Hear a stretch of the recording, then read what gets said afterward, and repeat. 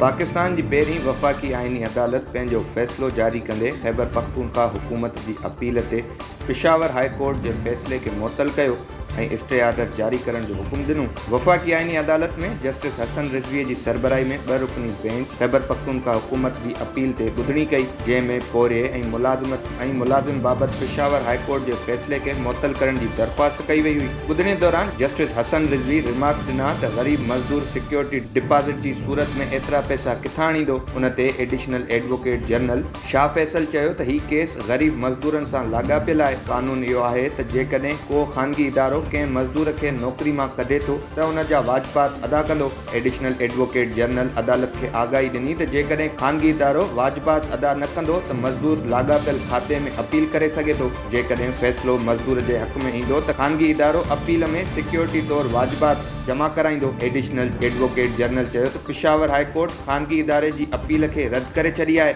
Security खाते में शर्त ख़त्म कई वई आहे। पेशावर हाई कोर्ट जो फ़ैसिलो भी मुअत्तल कयो वञे ऐं पाबंदीअ जो हुकुम जारी कयो वञे।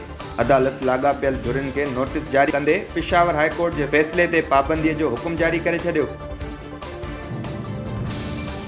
अमरीकी सदर डोनाल्ड ट्रंप रूस से वापारी लाॻापा रखंदड़ मुल्कनि खे सख़्त वार्निंग जारी कई है। एक परदेही ख़बर एजेंसी मूजिब सदर ट्रंप चयो है त को भी मुल्क जेको रूस से कारोबार कंदो उन मुल्क के सख़्त पाबंदियुनि खे मुंहुं ॾियणो पवंदो।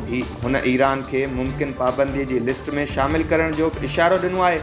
उन दौरान रिपब्लिकन अगुवान रूस से कारोबार कंदड़ मुल्कनि के पाबंदियों लागू करण लाइ कानून साज़ी ते कम करे रहिया आहिनि त जीअं रूस खिलाफ़ इक़्तिसादी दबाव के वधीक मज़बूत बणाए सघिजे।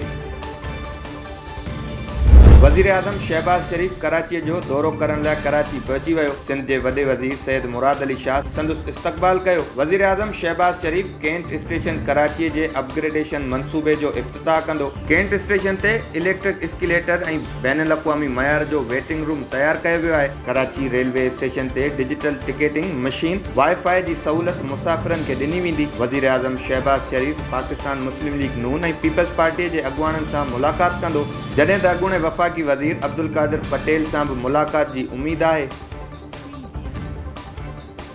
मक्के खां मदीने वेंदड़ मुसाफ़िर बस से अफ़सोसनाक हादसो पेश आयो है। अफ़सोसनाक रोड हादसे में मुसाफ़िर बस जो डीज़ल टैंकर से टक्कर थी वियो। मुसाफ़िर बस में 40 खां वधीक माण्हू सवार हुआ, जॾहिं त बस में सवार सभिनी पांधेड़नि जो ताल्लुक भारत के इलाइक़े हैदराबाद से है। वाक़े बाद रेस्क्यू टीमूं वाक़े वारे हंधि पहुची वयूं। वाक़े बाबत मुतासिर भारतीय शहरनि के खानदाननि से राब्तो करण लाइ भारत के काउंसिल जनरल जिद्दा हादसे खां पोइ एक हेल्पलाइन कायम करे वरिती है। ट्विटर एक्स ते एक पोस्ट में भारत के काउंसिल जनरल जिद्दा है तो सऊदी अरब में मदीने के वेझो भारत में उम्रे लाइ आयल पांधेड़नि सां थींदड़ अफ़सोसनाक बस हादसे के नज़र में रखंदे भारत के काउंसिल जनरल में 24 कलाकनि लाइ कंट्रोल रूम कायम कयो वियो आहे।